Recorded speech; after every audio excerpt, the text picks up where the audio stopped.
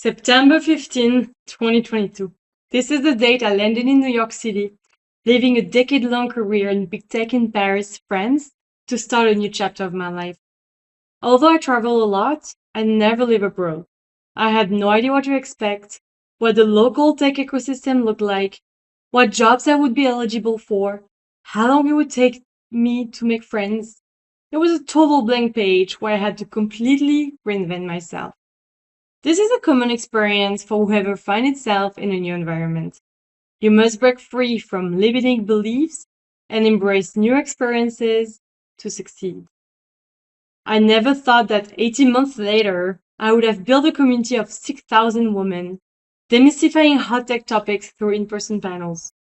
I never imagined I would dive so deep in the venture capital ecosystem, landing a role as a director for Techstars, the world's largest pre-seed investor, and investing my own capital in a VC fund. If someone would have told me I would become an entrepreneur and start my own company, La Crème de la STEM, to support tech female founders, I would have not believed them. This is actually something I told my close friend for the longest time. I will never become an entrepreneur. This is not for me. But it turned out life had something else in store. Today, I would like to share with you my story, my personal story, and the story behind La Crème de la STEM. Hi, my name is Marion Siboni. I live in New York City. I am the CEO and founder of La Crème de la STEM. My professional background is in business development. I've been working in the tech industry for the past 12 years. I work for some of the world's biggest tech companies, including an AI unicorn back in 2021, where I won 2 Microsoft Partner of the Year awards. I'm also a public speaker, working with the US Department of Commerce, South by Southwest, Techstars, and more. Finally, I'm an investor, focusing on community-led entrepreneurs. I am deeply passionate about building connection and demystifying entrepreneurship. Today, we are going to talk about 2 things. First, I will share with you my own personal journey behind La Crème de la STEM, how I managed to leave the corporate world to embrace entrepreneurship and support women entrepreneurs. And second, I will share with you the method which helped me to build connection in an unfamiliar territory. Buckle up, let's go. So this is me in the picture. I'm smiling, I look happy as I'm hosting a rooftop party with 300 VCs and entrepreneurs. But it was not always the case. Let me share my story and how it all began. When I started my career, I thought equality was something that my grandmother had to worry about. If you're raised in the 90s, you were raised to believe all things were equal. And entering the workforce, you were completely unprepared. I found myself one of the only women in the room, if not the only one, time and time again. In the challenging landscape of being a woman in tech, I found an unexpected strength, my ability to build strong, trustworthy connections. As I navigated the world of complex sales, where high price point deals often span multiple stakeholders, I constantly faced the need to prove my credibility. Each interaction, whether with engineering teams, C-level executives, or partners, became an opportunity to demonstrate my expertise and value. I realized my ability to create authentic relationships, understand different perspectives, and bridge the gap between different teams was not just a useful skill. It was my superpower. Determined to take my skills to the next level, I took a bold step by joining an AI startup, where I naturally progressed in the partnership department in January 2020. I was finally where I was meant to be, working at a VC-backed startup, managing a global partnership with the tech giant, Microsoft. But again, the year was 2020, and you all guess what came next. Just as I was gearing up to travel the world and forge face-to-face relationships, another global event swooped in. And this time, it was not the kind that brought people together, at least not physically. COVID-19 may have grounded my travel plans and got me stuck in Paris, but it couldn't stop my mission to build connections. In this new virtual world, I had to reimagine what global partnership could look like. No more in-person meetings or business lunches. Instead, I found myself navigating time zones across 24 different countries, staring at a screen all day, and trying to read body language through Zoom. But here is the thing. My superpower of building authentic relationships, it turned out to be pandemic-proof. In fact, the challenges brought by this global crisis pushed me to go deeper, to find new ways to create meaningful connections. I discovered that empathy transcends physical boundaries. I leaned into what I knew best, forming personal connections and providing support, even in unfamiliar circumstances. And you know what? This approach paid off in ways I never expected, leading me to win not to one, but two Microsoft Partner of the Year awards after 18 months of work. It was also around this time that I decided to put my partnership skills to the service of a personal mission, supporting women in tech. I took a volunteer position as a director of partnerships for a global nonprofit organization focusing on closing the gender gap. It felt like the perfect way to combine my professional skills with my personal mission to change the status quo. Little did I know, I was about to take my commitment to support women in tech to the other side of the Atlantic in New York City. You see, while I was expanding my partnership skills, I also had a front row seat to the entrepreneurial journey.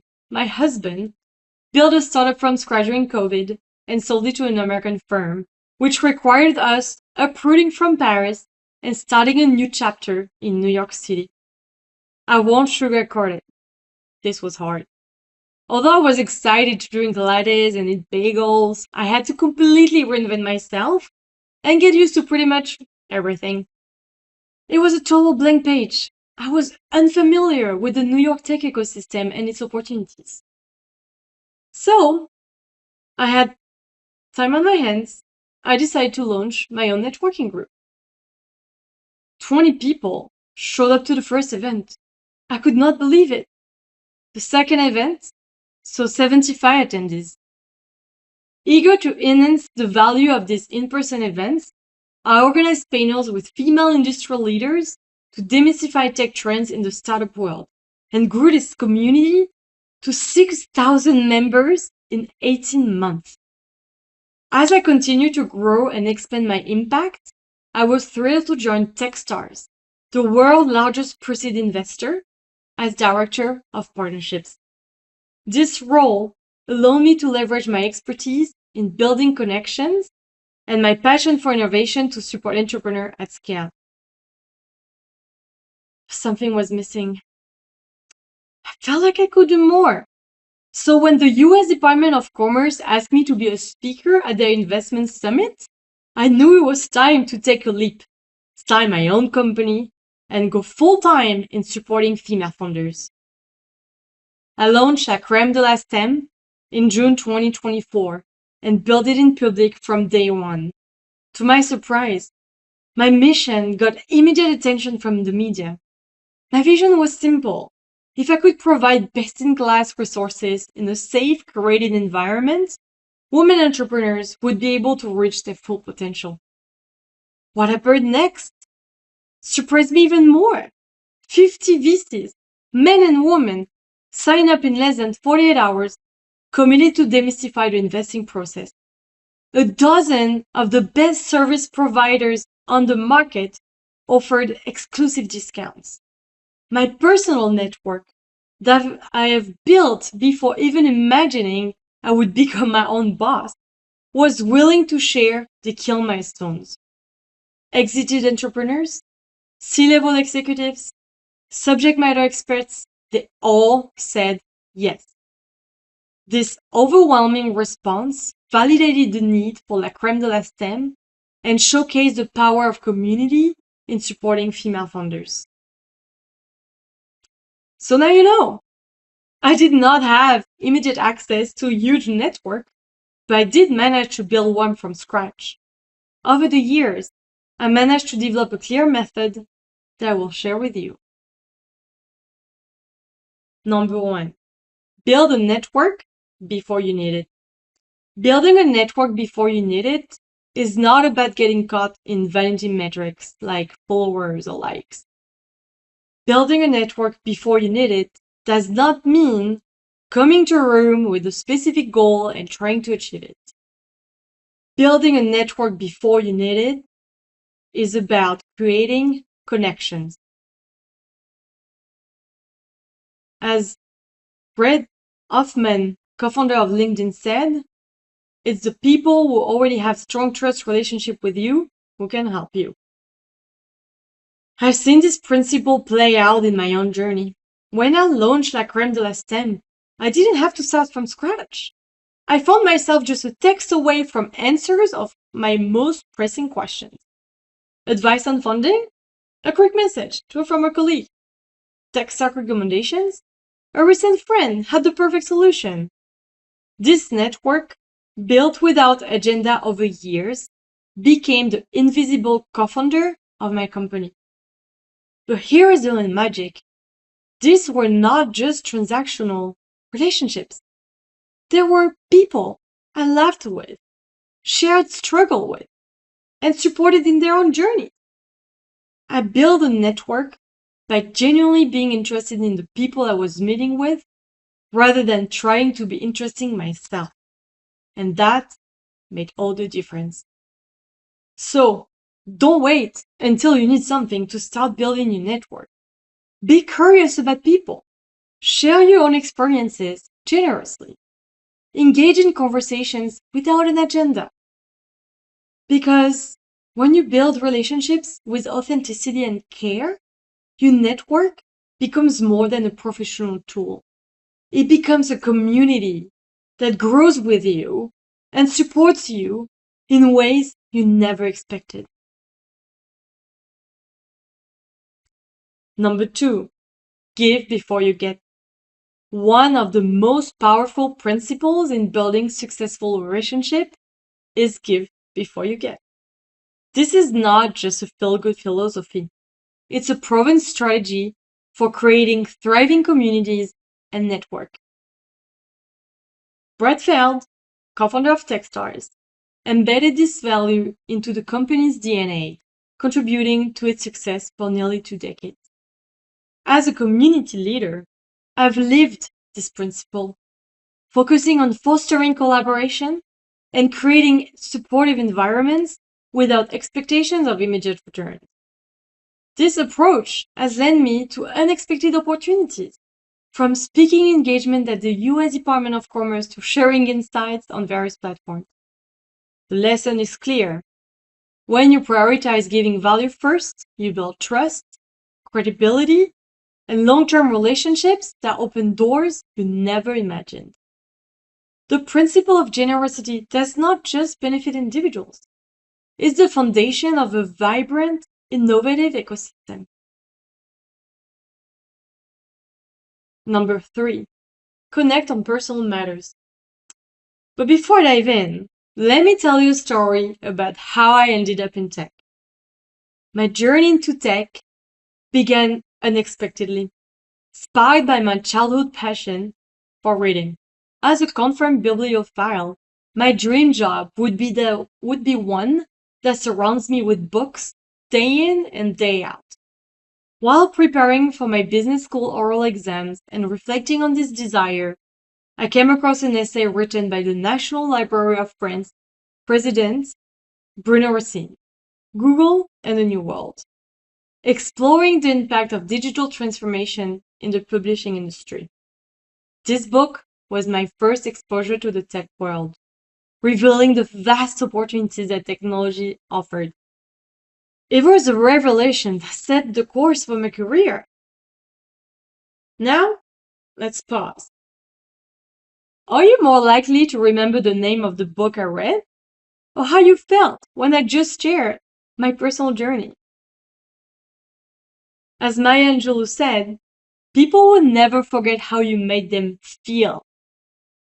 So remember, your conversation does not have to be strictly professional.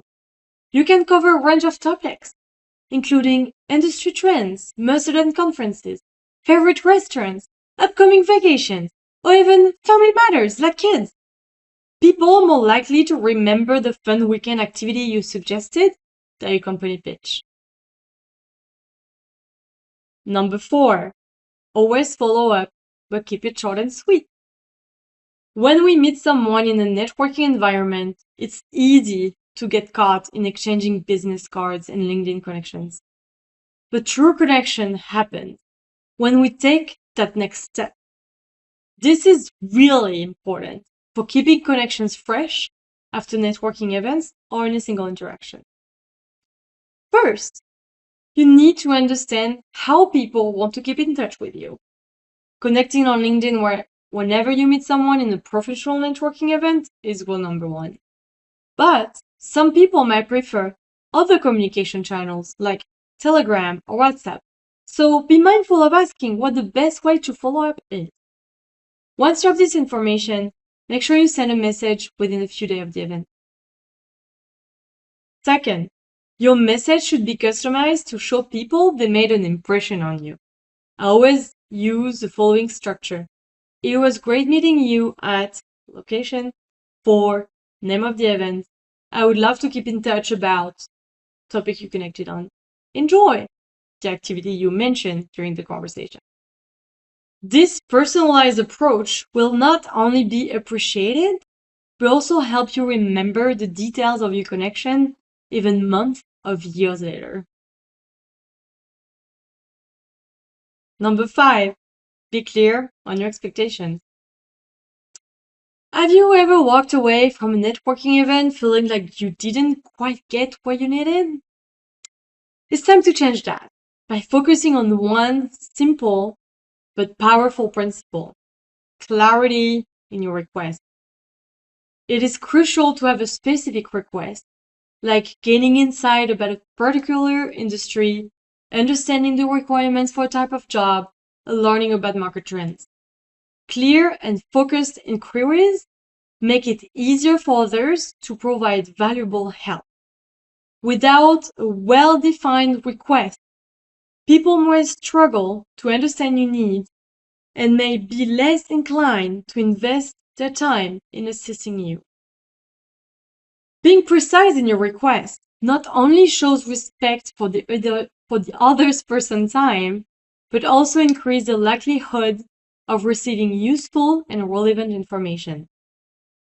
This is my French touch, combining the French value of intellectual honesty with the American emphasis on maintaining positive relationships.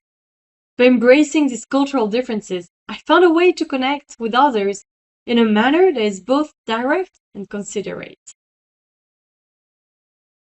Now, let's recap. 1. Build a network before you need it. Remember, this is more genuine when you proceed this way. 2. Give before you get.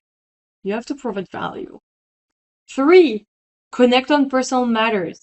Make sure people feel an emotion when they connect with you. 4.